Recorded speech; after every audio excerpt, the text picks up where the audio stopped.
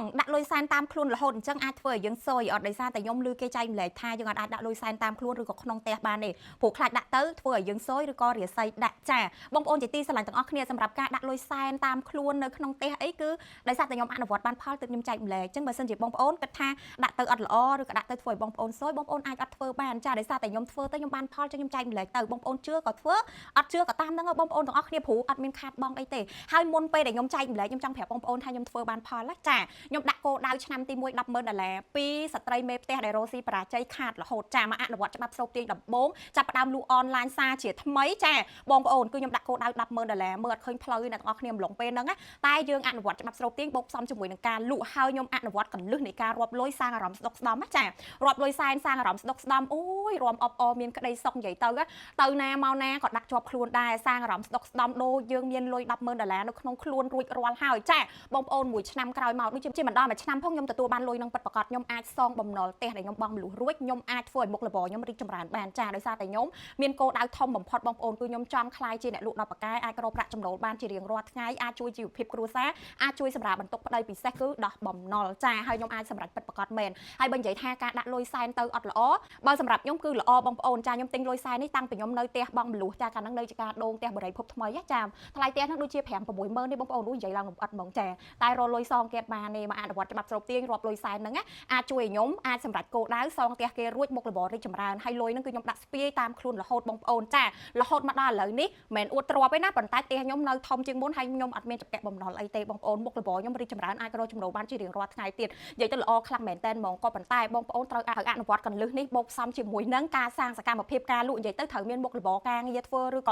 ៏បងប្អូនទាំងអស់គ្នានៅផ្ទះមើលកូនអីក៏បានដែរតែយើងដាក់គោលដៅហើយយើងចាប់យកឱកាសផងចាឱកាសដែលយើងមើលឃើញថាធ្វើមុខរបរនេះល្អធ្វើការងារនេះល្អជីវិតរីកចម្រើនអាចជួយជីវភាពគ្រួសារបងប្អូនធ្វើទៅមិនមែនដេកតែរាប់លុយនឹងសម័យក្នុងរូបភាពអូយឃើញ$10,000ឃើញ$20,000ឃើញ$30,000ប៉ុន្តែអត់ចេញសកម្មភាពអត់ធ្វើអីអានឹងអត់បានទេចានេះប័ណ្ណពិសោធន៍របស់ខ្ញុំណាយើងបូកផ្សំការរាប់លុយការអនុវត្តច្បាប់ស្រូបទាញសាងក្តីសុខភាពរីករាយមាន idea ថ្មីយកមកធ្វើធ្វើ business រីកចម្រើនបងប្អូនត្រូវតែធ្វើចាមិនអង្គុយតែរាប់លុយឲ្យលុយចូលមកឯណាតោះតែយើងសាងសកម្មភាពដែរអញ្ចឹងបងអូនកុំយល់ច្រឡំថាអូយគ្រាន់តែអង្គុយរាប់លុយហ្នឹងបានលុយដែរគ្រាន់តែអង្គុយរាប់លុយសែនអញ្ចឹងបានលុយប៉ិតមែនដែរមែនចាអនុវត្តច្បាប់ស្រូបទាញបានផលដែរមែនគ្រាន់តែគិតមโนរឿងល្អគិតរឿងវិជ្ជមានធ្វើឲ្យជីវិតផ្លាស់ប្ដូររហូតដល់មានបងប្អូនខ្លះគាត់ខមមិនថាអ្វីដែលខ្ញុំចែកម្លែកហ្នឹងគឺជាការរវើរវាយបងប្អូនទាំងអស់គ្នាអាចគិតមិនក៏បានដែរខ្ញុំអត់បខំឲ្យបងប្អូនជឿខ្ញុំទេចាតែបើសិនជាក្នុងនេះមានកូនសិស្សអ្នកធ្លាប់រៀនជាមួយអ្នកគ្រូ HD អ្នកដែលដឹងរឿងខ្ញុំហ្មងណាចាអ្នកដែលតាមមកយូរហើយបងប្អូនដឹងហើយចាខ្ញុំចែករំលែកកលឹះនៃការរាប់លុយនេះការគិតវិជ្ជមានចាការអនុវត្តច្បាប់ស្រូបទាញតាំងពីឆ្នាំ2018 2019មកម្លេះតាំងពីខ្ញុំអនុវត្តបានផលដំបូងមកម្លេះបងប្អូនទាំងអស់គ្នា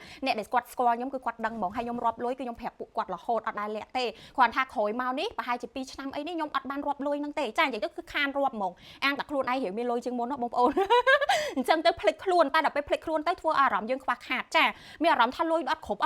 ់ហើយលុយចូលមកប្រហែលក៏អត់គ្រប់ដែរបងប្អូនចាចាយទៅនេះចាយទៅនោះអស់ហើយមុខរបរការលក់អីលក់ដាច់ចាប៉ុន្តែអត់សម្រេចគោលដៅជាទឹកលុយដែលយើងចង់បានសោះមូលហេតុហ្នឹងហើយបើខ្ញុំនឹកឃើញភ្លេចរាប់លុយចាចាប់ផ្ដើមយកលុយមករាប់បងប្អូនអើយ order និយាយពីថាចូលលក់ដាច់ហើយនិយាយទៅគឺថាមានអារម្មណ៍ស្ដុកស្ដំសប្បាយចិត្តខ្ញុំជឿជាក់ថាគោលដៅខ្ញុំឆ្នាំនេះដឹងតែបានសម្រេចទៀតហើយអញ្ចឹងនឹកឃើញក៏ចែកម្លែកជូនទៅកាន់បងប្អូនពិសេសកូនសិស្សជាទីស្រឡាញ់អ្នកដែលធ្លាប់រៀនមួយខ្ញុំពីមុនមកដែលគាត់ធ្លាប់រាប់លុយសែនតាមខ្ញុំមកលោកតែគាត់ភ្លេចគាត់បានអនុវត្តគាត់ធ្លាក់ផ្លូវស្រូបលុយអត់បានអីដែរចាឬក៏អត់សម្រេចគោលដៅអញ្ចឹងបើខ្ញុំចែកម្លែកអញ្ចឹងបងជឿក៏ធ្វើទៅបើបងអត់ជឿទេគាត់ថាអត់ល្អខ្ញុំអត់បខំទេបងប្អូនអានេះគ្រាន់តែជាការអនុវត្តរបស់ខ្ញុំអនុវត្តទៅបានផលខ្ញុំចែកម្លែកទៅបងប្អូនជឿសាកធ្វើទៅបងប្អូនជាទីស្រឡាញ់ទាំងអស់គ្នាសម្រាប់បងប្អូនដែលធ្វើតាមឲ្យបានផលឬក៏បងប្អូនដែលអនុវត្តកលឹះនៃការរាប់លុយសែនហើយសម្រាប់គោលដៅពិតៗកុំភ្លេច comment នៅខាងក្រោមវីដេអូផងបងប្អូនមានជាសំណួរយោបល់អីបន្ថែមអាច comment នៅខាងក្រោមវីដេអូនេះបានហើយបើសិនជាបងប្អូនទាំងអស់គ្នាកំពុងតែជួបបញ្ហាសក់ជ្រុះឬក៏ស្បែកក្បាលមានបញ្ហាអង្គែសក់ឆាប់ឡើងប្រេងចាស្បែកក្បាលមានបញ្ហាផ្សិតជាពិសេសហ្មងសរសៃសក់បងប្អូនខូចឆេះបែកចុងសពងចាសរសៃសក់បងប្អូនទាំងអស់គ្នា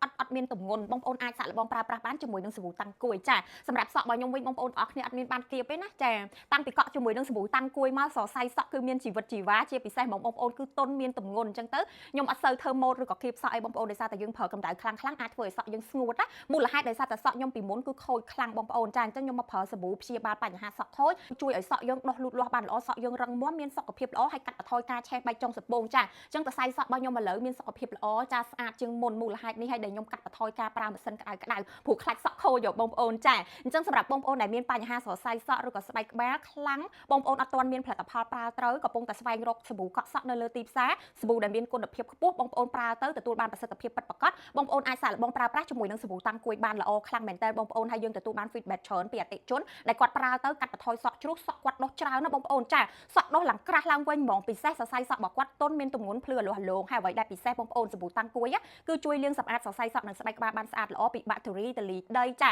ជាតិញើសក្អែលប្រេងជាពិសេសគឺអង្គែចាគឺលាងសម្អាតស្បែកក្បាលបានស្អាតល្អមែនតើបងប្អូនប្រើហើយអត់ងាយឡើងអង្គែឡើងប្រេងទេល្អខ្លាំងមែនតើហើយបងអូនដែលចង់រកស៊ីចង់លក់អនឡាញឬក៏បងប្អូនមានលក់គ្រឿងក្អូបហើយស្រាប់កំពុងតែស្វែងរកសាប៊ូកក់សក់ដែលមានគុណភាពខ្ពស់ចាលក់ចែកជូនអតិថិជនបងប្អូនឲ្យប្រើប្រាស់ហើយទទួលបានប្រសិទ្ធភាពនិយាយទៅលក់ផលិតផលល្អឲ្យភ្ញៀវស្រឡាញ់ពេញចិត្តយើងចាគាត់ប្រើផលិតផលដែលយើងណែនាំទៅល្អគាត់មកទិញផលិតផលផ្សេងទៀតគាត់ជឿជាក់លើអ្នកលក់បងប្អូនអាចសាក់លបងចែកចាយបានជាមួយសាប៊ូតាំងគួយធានាជូនគុណភាពហ្មងបងបើសិនជាយើងចង់ឲ្យការរកស៊ីរបស់យើងរលូនការលក់ដូរដាច់ចាលក់ដូរទៅរីកចម្រើនកើនអតិថិជនពីមួយថ្ងៃទៅមួយថ្ងៃយើងអាចរកប្រាក់ចំណូលបានច្រើនបងប្អូនគួរតែជ្រើសរើសផលិតផលល្អមានគុណភាពយកទៅចែកចាយបន្តបងប្អូនអាចតំណងសួរព័ត៌មានលម្អិតបានពីតំណែងចែកចាយឬក៏ឆាតចូល page បានអរគុណបងប្អូនជាទីស្រឡាញ់ទាំងអស់គ្នាជម្រាបលាជួបគ្នាវីដេអូក្រោយបាយបាយ